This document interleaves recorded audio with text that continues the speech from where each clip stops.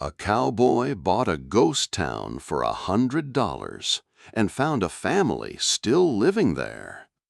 Caleb's boots hit the ground with a soft thud as he dismounted, dust swirling around him in lazy spirals. He checked the deed again, though he didn't need to. His name was there in black ink, stamped with the seal of the Dakota Territorial Trust. By law, this place belonged to him now. Every plank, every plot, every nail driven into the bones of this half-forgotten place. But the woman standing in the doorway of the general store clearly hadn't gotten the news. She was thin but upright, her weathered hands gripping a rifle with the steady poise of someone who'd had reason to use it before. Her eyes were sharp, framed by lines carved from years of watching horizons for trouble. She didn't look surprised to see him, only guarded, like a homesteader protecting her last scrap of land. Caleb lifted a hand in peace.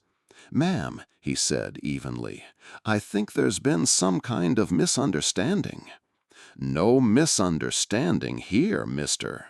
"You're the one who doesn't belong." Behind her, through the open doorway, Caleb caught a glimpse of blankets strung up as makeshift walls, shelves lined with canned goods, and in the far corner, what looked like a bed. This wasn't a campsite. This was someone's home. And as the sound of that child's cough came again, weaker this time, Caleb realized Ghost Creek wasn't empty after all. It was holding on, and so were the people inside it. Caleb stopped a respectful distance from the doorway, the late sun catching on the brass buttons of his trail coat. He kept his hands where she could see them. "My name's Caleb Hart," he said, voice calm. "I bought this town from the county, legal and proper." The woman's eyes hardened, and the rifle stayed leveled between them. "Legal and proper," she repeated, the words dry as dust. "That's what they called it when the bank took our farm. Legal and proper when they threw us out of our home in the middle of a snowstorm. Legal and proper when they left us with nowhere to go but here." A harsh cough rattled from somewhere deep inside the store, cutting through her words.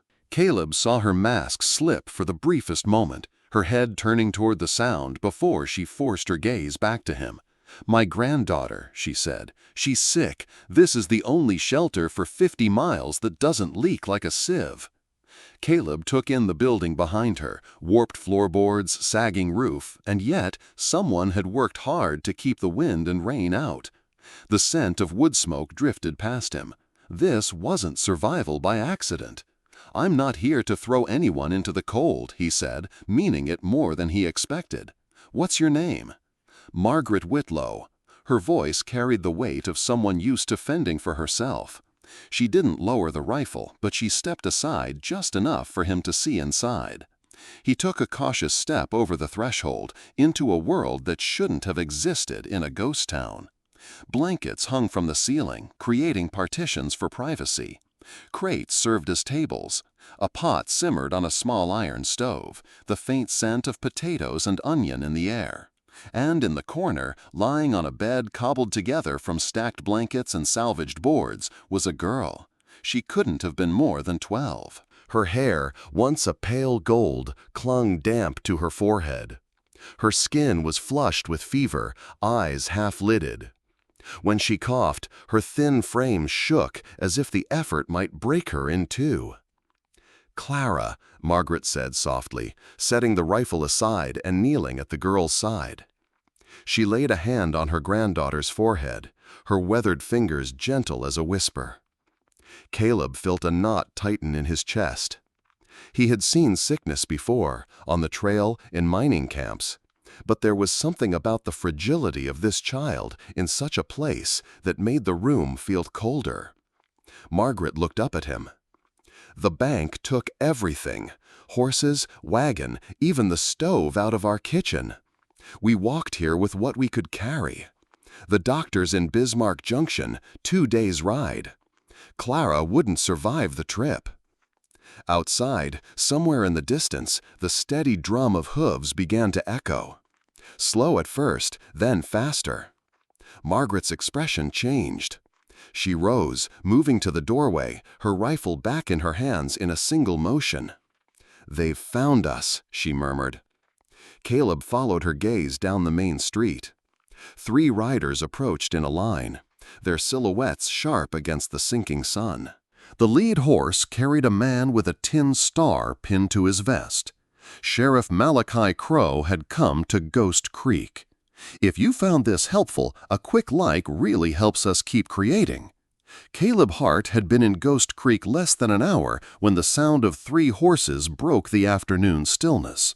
Hooves struck the packed earth of the main street in a steady, unhurried rhythm. Men who weren't here to ask questions. Margaret's grip on her rifle tightened. That'll be Crow. Caleb stepped outside with her. The riders came into view, led by a narrow-shouldered man in a worn black coat. His hat brim shadowed a face cut by deep lines, the kind earned from years in hard country. The badge on his chest caught a flash of sunlight. "Sheriff Malachi Crow," Margaret said under her breath, her tone flat. Crow swung down from his saddle. "Mrs. Whitlow." His voice was even, but there was no courtesy in it. He reached into his coat and produced a folded paper with a red wax seal. "By order of the Dakota Territorial Trust and under the laws of the territory, you are to vacate this property immediately. You owe $800 in unpaid debt accrued by your late husband, Thomas Whitlow." Margaret didn't flinch. "My husband never borrowed a dime from your bank." Crow's gaze didn't waver. "The signatures are on file. Under territorial law, you're responsible for repayment. That's the law, ma'am." Caleb took the paper from Crow's hand. It was heavy with legal language, stamped with the Dakota Territorial Trust emblem, a seal he recognized at once. He'd seen the same emblem on his own deed, the one he'd bought from the county just days ago. "This property was sold to me," Caleb said, looking Crow in the eye. "Legal and proper." Crow gave a dry smile. "Then you'll want to take that up with the trust. My job is to enforce their claim." Caleb flipped the paper closed. "I'll take it up with whoever I need to, but you're not taking her anywhere until I see the original debt documents." Crow's jaw tightened. "Those are in Bismarck Junction. You'll see them when the marshal arrives tomorrow morning." From inside the store came the deep, ragged cough of a child. Margaret turned sharply, her expression cracking for the briefest second before she hid it again. Caleb saw Crow's eyes flick toward the doorway, lingering as if he'd heard something he didn't want to. "Who's inside?" he asked. "My granddaughter," Margaret said. "She's sick. She can't be moved." Crow's gaze hardened again, though a trace of hesitation remained. "I'll be back at first light with Marshal Davidson. You'd best be ready." Caleb took a step closer, not aggressive, but enough to make his presence clear. "If the marshal's coming, I'll be here, but until then, she stays." Crow studied him for a long moment, weighing something behind those steady eyes. Then he gave a curt nod and swung back into the saddle. As the 3 riders turned and made their way down the street, Margaret let out a slow breath. "They'll be back," she said quietly, "and when they come, they'll have the law in their pocket."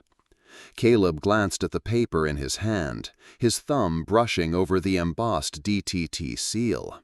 A cold suspicion began to take root. Whatever was going on here, his purchase of Ghost Creek was tangled up in it.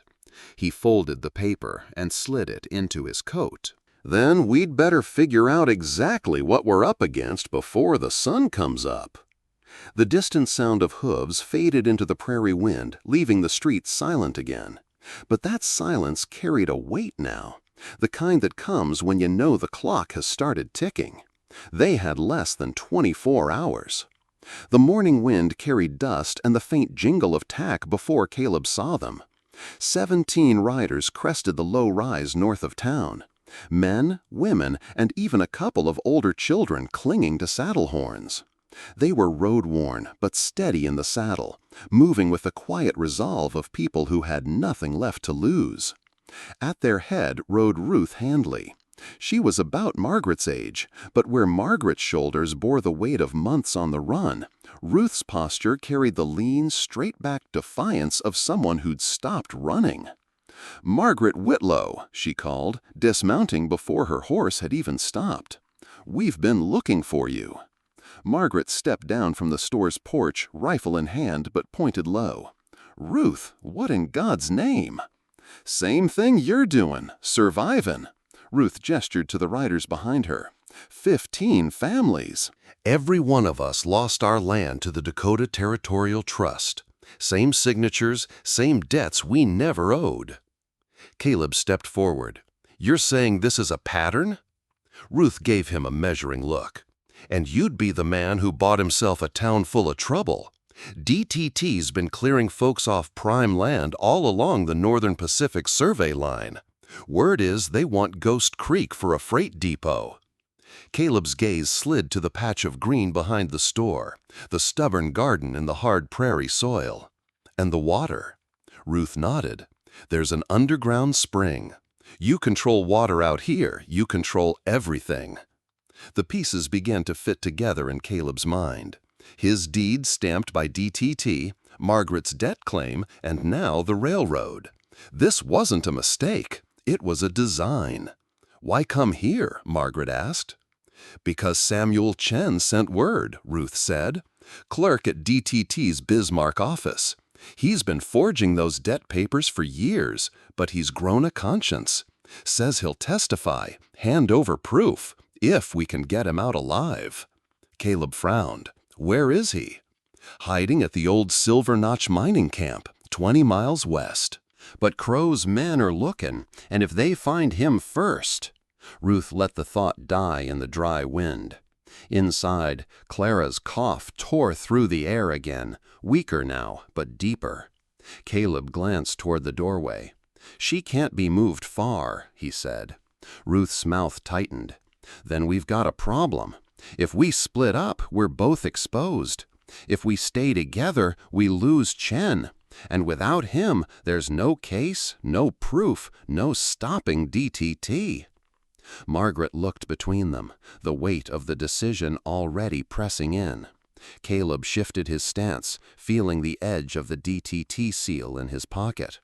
"Then we'd better make a plan that gets both done, and we don't have much time."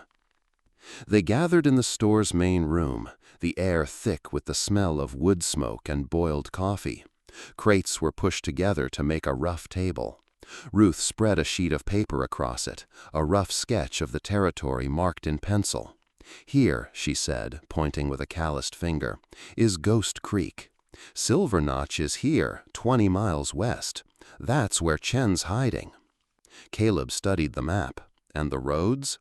"Patrolled," Ruth answered.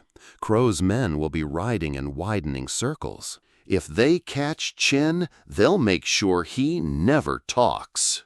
Margaret folded her arms. "And if we all ride for Silver Notch, they'll just take the town while we're gone." Ruth nodded. "Which is why we split. Group 1 stays here, protects Margaret and Clara. Group 2 rides light and fast to bring Chen back." The words hung in the air. Everyone understood the danger. Splitting forces meant neither group would be strong enough if trouble came. "That's not all," Ruth went on. "I've sent for help, Chicago Tribune and St. Paul Pioneer Press. 2 reporters are on the way, and Reverend James from the mission east of here.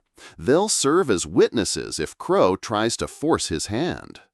Margaret's face softened at the mention of the Reverend. "He baptized Clara," she said quietly. Outside, the wind rattled the store's shutters. Caleb stood, walked to the front window, and looked out over the empty Main Street. In the distance, the prairie rolled away under a pale autumn sky. Somewhere out there, the marshal was riding toward them, and so was trouble.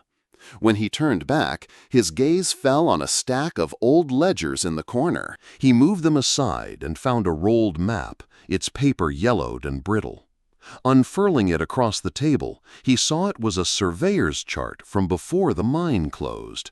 "This," he said, tracing a faint line with his finger, "isn't on your map."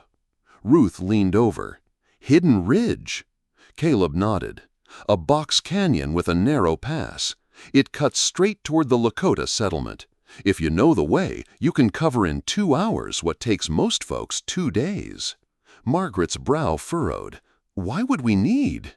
He rolled the map back up, just in case. They returned to the plan. Caleb volunteered for the town defense. Ruth would lead the retrieval team. The decision was made with few words, but the weight of it pressed on them all. Before they broke, Reverend James arrived, his hat in his hands. He offered a short prayer, nothing showy, just a quiet request for wisdom and courage. Caleb bowed his head, and for a moment the room felt steadier, as if the floorboards themselves had taken a breath. When the Amen was spoken, Ruth gathered her riders. They slipped out in small groups to avoid drawing attention, the first heading west toward Silver Notch. Caleb stayed at the doorway until the last rider disappeared into the prairie haze. Only then did he look back at Margaret and Clara. "We hold here," he said, "no matter what comes." The wind had shifted by mid-afternoon, carrying the smell of rain from somewhere far off. Caleb was tightening the straps on the store's shutter when the sound of a single horse broke the quiet. Crow rode in at a hard pace, dust streaking his coat, eyes scanning the street as if expecting trouble to meet him. He swung down without a word and stepped onto the porch. Margaret moved in front of the door, out of habit, rifle in hand. "Where's your posse?" Caleb asked. Crow's jaw flexed. "Not coming. Marshal Davidson is dead." The words fell heavy in the narrow space between them. Crow went on. "Samuel Chen shot him on the road west of Bismarck Junction. Then he disappeared into the hills. The marshal never even had a chance to draw."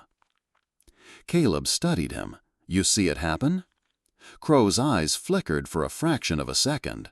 "No. Found the body. Found Chen's note. Said he wouldn't be taken alive." Inside, Clara coughed, a deep, wet sound that ended in a soft gasp. The sound seemed to pull at Crow's attention despite himself. Margaret turned to check on her, and in that moment Caleb saw it. The faint shift in Crow's expression, the tightness around his eyes. Not a man gloating over victory, a man who had just lied and hated it. When Margaret came back, her face was pale. "She's getting worse. Her lips are blue. Fever's not breaking." Crow glanced toward the window, as if measuring the distance to something unseen. "There's a way," he said slowly. "Hidden Ridge. If you know the trails, you can reach the Lakota settlement in under 2 hours. Joseph Whitehorse is there. He's saved people the white doctors couldn't." Margaret's voice sharpened. "And you know those trails?" Crow nodded once. "I do." Caleb stepped forward. "Why tell us now?" Crow's answer was clipped. "Because that girl doesn't have a day left, and you're out of other options." The rain scent was stronger now, and with it came the memory of Reverend James's prayer that morning. Wisdom and courage. Caleb felt the weight of both pressing down. Margaret looked from Crow to Caleb, her knuckles white on the rifle stock. "If we trust him, and he's lying, Clara dies on the trail." Caleb met her eyes. "And if we don't move, she dies here." For a moment, the only sound was Clara's uneven breathing from the back room. Crow broke the silence. "Decide fast. Storm's moving in, and you'll want to be over the ridge before it hits." The first warning was the vibration underfoot, subtle at first, then growing until the bottles on the store's shelf rattled against one another. Margaret set down the cup she'd been holding. "That's not Crow." Caleb stepped to the window.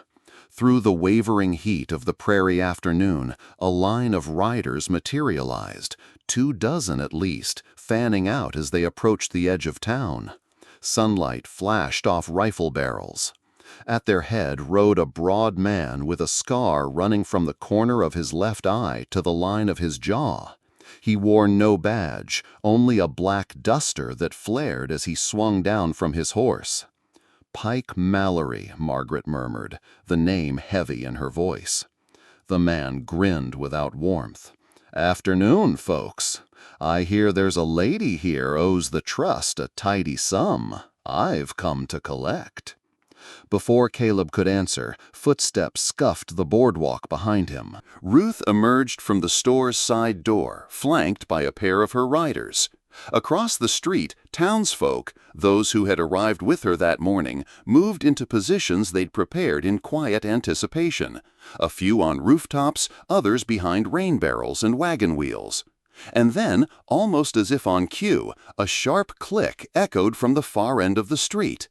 Two men with cameras stepped into view, tripods slung over their shoulders, followed by Horace Williams with his leather satchel.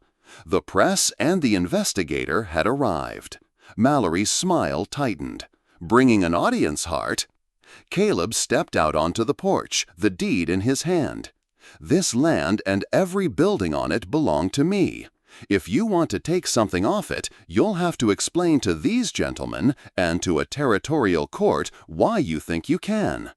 A low murmur moved through Mallory's line. Several of his men shifted in their saddles, glancing at the cameras now being set up squarely in their view. Mallory's voice dropped. "The trust doesn't need a court. We are the court out here." "Not today," Caleb said, his tone even. "Today, you're the man who tried to rob a town in front of half the Dakota press." Behind him, the sound of Clara's cough carried faintly from the back room. It was quieter than before, and that quietness was somehow worse. Mallory's eyes flicked toward the store, reading the moment like a man who'd seen too many sieges. "She's sick. You can't outweight us." Caleb didn't blink. "Then you'd better hope you can outshoot us." For a long moment, neither man moved. The only sounds were the wind and the steady click-click of cameras, each flash of the shutter catching the hard lines of the standoff. Finally, Mallory leaned back slightly in his saddle. "1 hour," he said. "Bring her out, or we come in." They wheeled their horses and retreated just far enough to form a loose perimeter, rifles resting easy in the crooks of their arms. The street went still again, but this time it wasn't the quiet of safety. It was the brittle silence of a clock running out. The hour Mallory had given them bled away in minutes. The air thickened with the smell of sweat and gun oil, and every creak of leather out in the street sounded like the start of a volley. When the first shot came, it was a single crack from the north ridge, one of Ruth's lookouts warning them that movement was starting. Pike's men surged forward, but the settlers didn't fire first. They let the hired guns cross into the choke points they'd quietly prepared, narrow gaps between buildings, barricades hidden behind wagons. Then the street erupted. Rifle fire snapped from both sides, wood splintered, and the smell of black powder bit the air. Caleb stayed low behind an upturned barrel, counting shots, watching for the shift that meant Mallory's men were breaking. It came fast. The attackers hadn't expected the settlers to stand, much less to fight with the kind of coordination born from desperation. Within minutes, 3 of Mallory's men were down, another half-dozen pinned in place. Pike himself was knocked back by the butt of Ruth's rifle when he tried to push through the store's side door. A sharp whistle cut the noise. Horace Williams stepping into the open, badge of the territorial investigator visible on his vest. In one hand he held a sheaf of papers, the other raised in a demand for attention. "Samuel Chen did not kill Marshal Davidson," he said, voice carrying over the chaos. "Davidson is alive, recovering at the Lakota settlement as we speak." The gunfire faltered, replaced by the restless shifting of men recalculating their positions. Williams went on. Chen took a bullet, saving the marshal from the trust's own hired killers. Before he fell, he passed along enough evidence to close Milestone Trust for good and put their backers in irons. Mallory spat into the dirt, but his men were looking at him differently now. Without the threat of the marshal's badge behind them, they were just armed thieves with an audience. Cameras clicked again, catching the unease on their faces. From inside the store came a choked cry. Margaret's voice, sharp with fear. Caleb bolted inside. Clara lay twisted in the blankets, her skin pale, lips tinted blue, and every breath an effort. Margaret's hands trembled as she tried to lift her. "She's slipping, Caleb! She's slipping now!" Crow stepped in behind them, his face grim. "If you're going to try Hidden Ridge, it's now or never." "Storm's almost here. You'll want the ridge wet as little as possible." Caleb looked at Margaret, then at the doorway where the rain smell had deepened into something electric. Margaret didn't hesitate. "We go." They worked fast, blankets tied between two poles for a travois, Ruth assigning 2 riders to cover their departure. Caleb slung his rifle, took hold of the front brace, and met Crow's eyes. "You lead," Caleb said. Crow nodded once, then stepped into the rain just as the first fat drops began to fall. If you're still watching right now, drop a 1 in the comments so I know you're still with me on this journey. Rain had begun to fall by the time they had Clara bundled in the travois. The blankets were pulled tight, but even through the fabric, Caleb could feel the heat radiating from her small body. Her breathing was shallow, each inhale catching like a hinge that needed oil. Ruth stood in the middle of Main Street, hair plastered to her cheeks, directing people with the crisp confidence of someone who'd weathered worse storms. "Hold the line," she told the settlers, "and keep the witnesses safe." The Chicago Tribune man was already setting up his camera under a sheet of oilcloth, his assistant holding the lens cap ready. Margaret bent to kiss her granddaughter's forehead, then gripped Ruth's arm. "Don't let them push through while we're gone." "They won't," Ruth promised. "You bring her back." Caleb adjusted the rope across his chest, feeling the weight of the travois tug against him. Crow stood beside his horse, tightening the cinch, his badge now tucked out of sight. He caught Caleb watching him. "I've got a granddaughter," Crow said suddenly, voice low so it wouldn't carry. "About Clara's age, and I don't want to stand before God with these hands unfit for prayer." Caleb didn't answer, didn't need to. There was no more space for talk, not with the clock running against them. The 3 of them moved out of Ghost Creek at a trot, hoofbeats and bootsteps splashing through the muddy ruts. Behind them, the line of armed settlers shrank into the gray curtain of rain, their figures swallowed by distance. The wind picked up as they reached the first ridge. Caleb risked one look back. The town was gone from sight now, cut off by the rolling hills and the rising storm. They'd crossed the line. There was no turning back without finishing what they'd set out to do. Crow pointed toward a dark slash in the hills ahead. "Hidden Ridge, 2 hours if we push hard." The ravine looked like a scar carved into the land, narrow, steep, and choked with shadows. The kind of place that could shelter a man or swallow him whole. "Let's move," Caleb said. The rope dug deeper into his shoulder as the travois slid over the wet grass and loose rock. But he kept his stride even, careful not to jolt Clara more than the trail demanded. Margaret walked on the far side, one hand resting on the blankets, murmuring something too soft for him to catch. They were committed now, 3 riders against weather, terrain, and time, carrying a sick child toward the only help left in the territory. Whatever waited beyond that ridge, it was too late to stop. The mouth of Hidden Ridge narrowed so quickly that Caleb had to angle the travois sideways just to get it through. The rain pooled into slick ribbons that ran down the rock walls, carrying loose gravel underfoot. Crow took the lead, his horse picking its steps with the caution of an animal that knew the ground could give way. "Stay close," he called back. "The trail forks twice. Only one way'll get us through." Inside the ridge, the world turned to gray stone and rushing water. The air grew colder, carrying the smell of wet earth and something faintly metallic, like the scent that rose from a fresh-forged horseshoe. Every sound echoed, the clop of Crow's horse, the drag of wood on stone, Clara's thin breaths beneath the blankets. Margaret stumbled on a loose rock and caught herself against the travoy frame. "I'm fine," she insisted, but Caleb could see the strain in her face. She was holding herself together with will alone. Halfway through the first mile, they came to a stream cutting across the trail.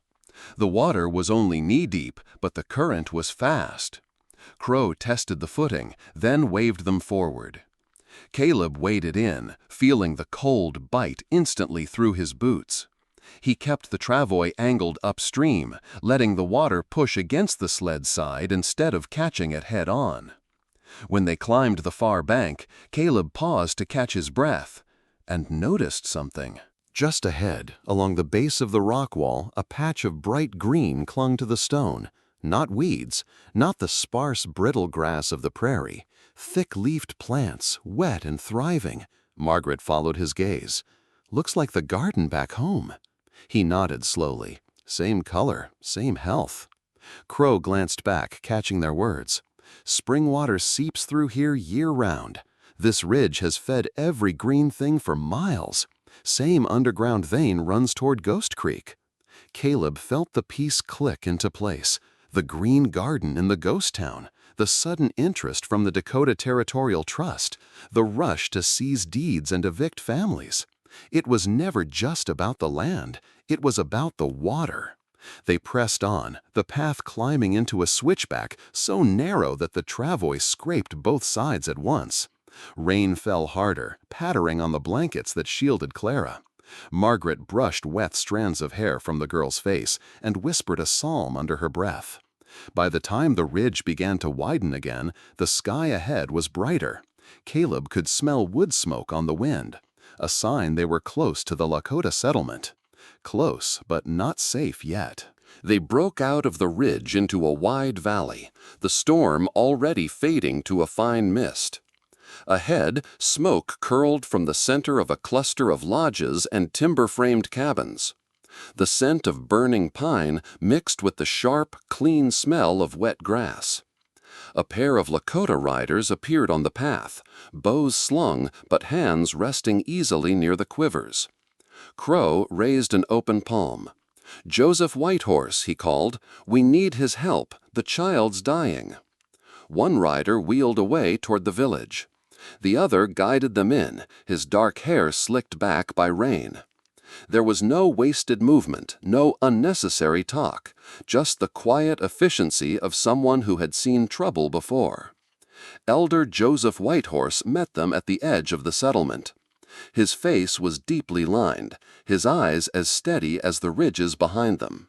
He took one look at Clara and gestured them toward a low lodge warmed by a central fire. "Bring her in," he said simply. His voice carried the weight of command without a hint of arrogance. Inside, the air was thick with the scent of sage and cedar. A bed of woven blankets had been laid near the fire pit. Whitehorse directed Margaret to lay Clara there while he prepared a pot over the flames. He crushed strips of pale bark. Caleb recognized it from his mother's remedies as willow, and dropped them into the boiling water. Steam began to rise, scented with bitter herbs. Whitehorse positioned Clara so her head and chest were slightly elevated, then draped a cloth over her and directed the steam toward her face. "Opens the lungs," he murmured, "eases the fever's grip." Margaret knelt beside her granddaughter, brushing damp hair from her face. Under her breath, she began to recite a psalm. Whitehorse, without pausing in his work, added a quiet chant in Lakota. Two different traditions carried on the same current of hope. Caleb stood back, feeling the tension in his shoulders ease for the first time since they'd left Ghost Creek. Around him, settlement members moved with silent coordination, fetching more water, tending the fire, preparing poultices. It wasn't just treatment, it was a community answering a call. Outside, the rain had stopped completely. Through the smoke hole in the roof, a shaft of pale sunlight cut across the room, falling over Clara's still face. It was too early to know if it was a sign, but in that moment, Caleb allowed himself to believe they'd made it in time. The door flaps snapped open, letting in a rush of cold air and the sound of hooves pounding the frozen ground. A young Lakota rider stepped inside, breathless from the ride. "Message from Ghost Creek," he said in accented English, eyes scanning for Crow. Ruth's man, one of the settlers, pushed in behind him, his coat spattered with mud. "Caleb, Margaret, listen to this. Pike Mallory's in chains." Caleb straightened. "Pike, the Dakota Territorial Trust's enforcer?" The man nodded, pulling a folded paper from inside his vest. "Horace Williams, territorial investigator, nabbed him right in the middle of Main Street. Hauled him off in front of the Tribune's camera. They've already got photographs on the way to St. Paul and Chicago." Crow's jaw tightened. "That'll hit the trust like a hammer." "It gets better," the writer continued. "Williams found the trust's ledgers, loan records, forged deeds, payment schedules to certain law offices." His eyes slid toward Crow, but without accusation. "Names all over it." "Including folks in the territorial capital." Caleb felt the weight of it, the paper trail they'd been chasing, the proof no one could bury now. What about Marshall Davidson? "Alive," the man said. "Laid up but breathing. Says Samuel Chen saved his life when Pike's men tried to finish him off. Chen took a bullet for it. He's under guard at Ghost Creek, telling the reporters everything." Margaret gave a small, fierce nod. "So it's all coming into the light." The Lakota elder, who had been tending Clara, spoke without looking up. "Truth is a river. It will find its way to the open, no matter how many stones they drop in its path." Outside, the settlement stirred with the news. Men and women murmuring in Lakota, English, and the hybrid phrases born of years of trade and shared hardship. Caleb could see the effect rippling through them. People standing a little straighter, voices carrying further, as if the land itself had shifted under their feet. For the audience, the pieces fell neatly into place. The early suspicions about the trust's interest in Ghost Creek, the forged papers, Crow's hesitation, it had all been part of the same rot. Now it was in writing, in photographs, and in the hands of men who could not be bought. Caleb glanced toward Clara. Her breathing was still shallow, but steadier. They had pried the lid off the trust's schemes, but the real fight, the one that mattered most to him now, was lying right there on that bed. By dusk, the sky had turned the color of cold iron. The wind came first, whistling down from the ridges in sharp, uneven gusts. Then the snow began, fine at first, like drifting ash, then heavier, sticking to cloaks and blankets in wet clumps. Inside the lodge, the air was warm but taut with worry. Clara's fever had climbed, her cheeks flushed with a heat that seemed to mock the chill outside. Her breaths came in shallow pulls, rattling faintly in her chest. Elder Whitehorse set fresh willow bark to boil, the scent sharper now, almost medicinal in its bitterness. Margaret stayed pressed close to the bed, wiping her granddaughter's forehead with a cloth that steamed when she dipped it in hot water. Her lips moved constantly, murmuring psalms, as if each word were a plank laid over a chasm she refused to fall into. Caleb crouched at the fire, feeding it with split pine. The wood popped and hissed, throwing sparks that danced like fleeting spirits before fading into the smoke hole above. He could hear his mother's voice in his memory, soft, certain. "Grace often comes in silence, son. You just have to be listening." Crow sat at a small table in the corner, a stub of pencil in hand. He wrote on coarse paper, the words blunt and unadorned, a confession, start to finish. Every link between himself, the trust, and the rail company. Every family driven out. Every paper he'd signed without looking too closely, because it was easier not to know. Outside, the storm deepened, the wind screaming against the lodge like a living thing. A sudden draft pushed the fire's heat toward Clara, and for a moment her lips moved, shaping a word that never quite came out. Caleb leaned close. "You're safe," he whispered, unsure if she heard. The hours dragged. Margaret dozed in snatches, waking at each change in the girl's breathing. Whitehorse kept the treatment steady. Steam, herbal poultices, sips of cooled willow water pressed to cracked lips. Caleb felt time stretch thin, each minute a thread they were trying not to break. Sometime near dawn, the snow stopped. The wind quieted. Caleb was still by the fire when he heard it, a deep, full breath from the bed. He looked up to see Clara's chest rising more evenly, her face slack with true sleep instead of fevered exhaustion. Margaret's eyes filled. She's still here. Caleb exhaled slowly, the tension uncoiling from his shoulders. But the morning would bring more than relief. It would bring reckoning. The first light of day crept over the ridges, turning the snowfields outside into sheets of pale gold. Inside the lodge, the air was still warm from the long night's fire. Clara stirred, her eyes fluttering open just enough to find Margaret's face. "Water," she rasped, her voice dry but steady. Margaret's hands shook as she lifted the cup. "Easy, darling." She watched her granddaughter drink in slow sips, tears running unchecked down her cheeks. For the first time in days, the girl's breathing was free of that heavy, wet rattle. Caleb allowed himself one moment of quiet satisfaction before the sound of hooves shattered it. Riders, 3 of them, approached fast. Crow was already on his feet, tucking the folded confession into his coat. "That'll be Marshal Davidson," he said, voice low. The lodge door opened to a blast of cold air, and the marshal stepped in, pale but upright, his left arm in a sling. Behind him came Horace Williams, his satchel bulging with documents. "We've got them," Williams announced. "Chen's testimony, the trust's ledgers, Pike Mallory's statements, and every photograph the Tribune took yesterday. Dakota Territorial Trust's assets are frozen by order of the Territorial Court."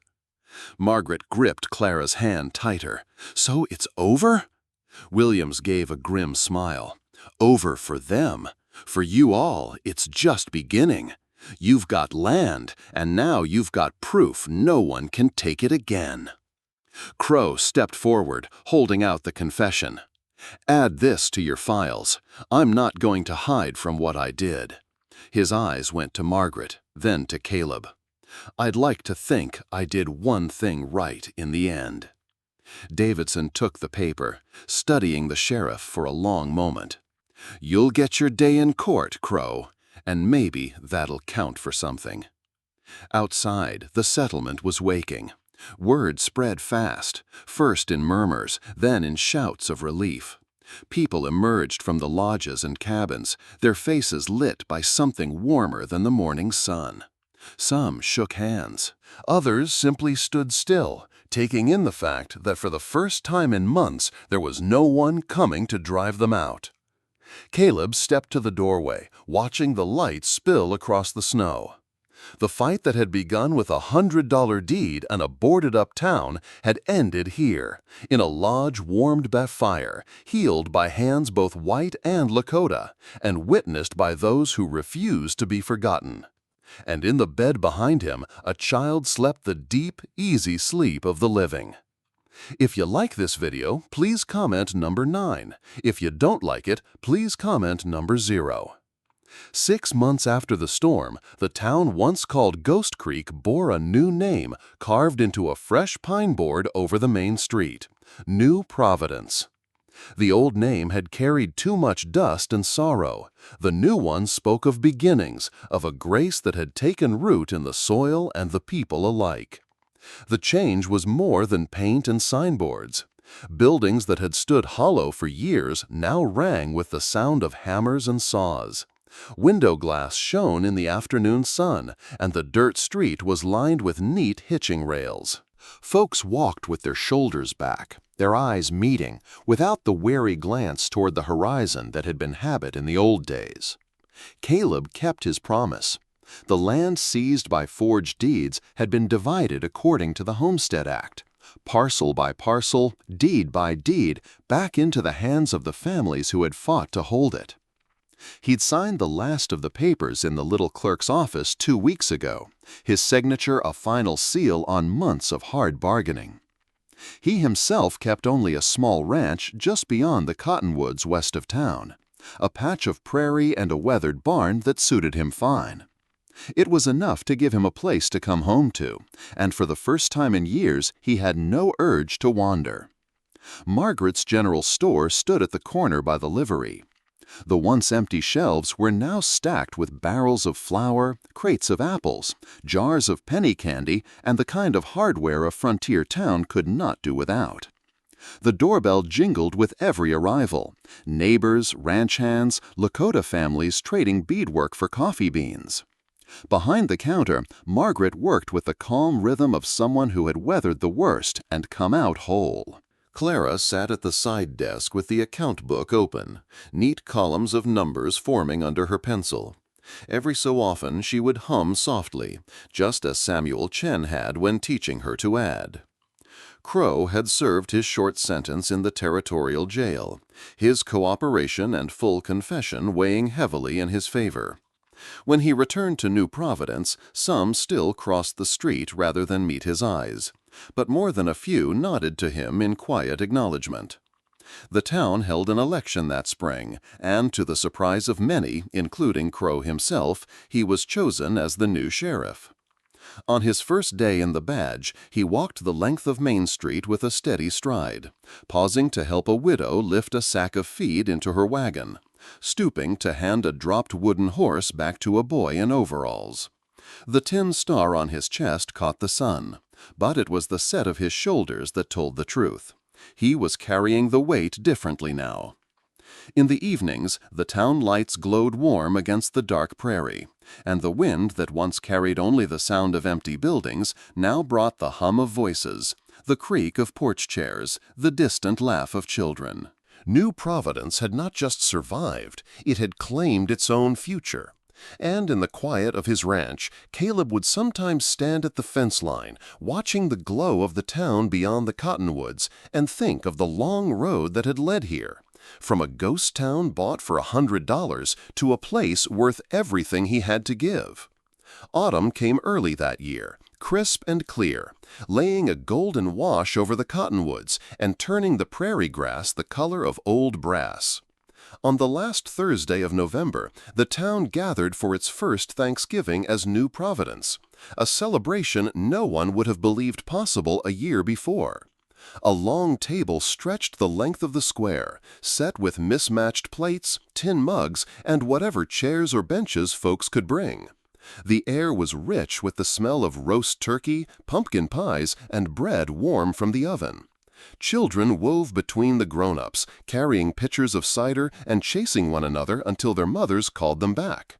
At the center of the square stood a newly raised wooden cross, its grain still raw and pale against the sky. Months earlier, it had been half buried in weeds behind the old meeting house. Now it stood straight and sure, a symbol of the faith that had held through the worst. Beneath it, Ruth Handley stood with a folded sheet of paper in her hand. When the crowd settled, she began to read aloud the list of families who had been restored to their land. Each name greeted with a cheer, a clasped hand, or a tear quietly brushed away. It was not just a roll call, it was the sound of wrongs made right. Samuel Chen sat on a low bench near the edge of the gathering, his shoulder still bandaged from the wound he'd carried back from Ghost Creek. In front of him, a small chalkboard leaned against a barrel, covered in neat rows of numbers and letters. A knot of children crouched around it, tracing figures in the dust with sticks as Chen gently corrected their work. He looked up now and then, smiling faintly at the life bustling around him. Margaret moved through the crowd with a plate in her hands, slipping second helpings to anyone she thought looked thin. She laughed with a rancher's wife about the price of sugar and gave a quiet blessing to a Lakota elder who pressed a small pouch of sage into her palm. From his seat at the end of the table, Caleb watched it all. Clara was chasing a cluster of chickens that had wandered in from somewhere, her laughter ringing across the square. She darted past the sheriff, Crow, who stood with his thumbs hooked in his belt, nodding at each person who stopped to speak with him. Caleb noticed that the badge on Crow's chest seemed to rest easier there now, as if it belonged. The sun was sinking when the first notes of the chapel bell drifted over the gathering. The little wooden church at the far end of the street, repaired and whitewashed, gleamed in the light. The bell was small, its voice soft, but it carried. Conversation slowed, and heads turned toward the sound. Caleb felt something settle in his chest as he listened, not the sharp rush of victory, but the deep, steady sense of something mended. He thought of Elder Joseph's words, "Truth is a river, it will find its way," and of his mother's, "Grace often comes in silence." The bell rang one last time, and the moments stretched, holding them all together, the settlers, the Lakota, the children, the old. Then the talk resumed, the laughter rose again, and life, in all its stubborn beauty, went on. In the fading light, Caleb took a long breath and let it out slow. Grace isn't loud, he thought, watching Clara dart between the tables, but it lasts.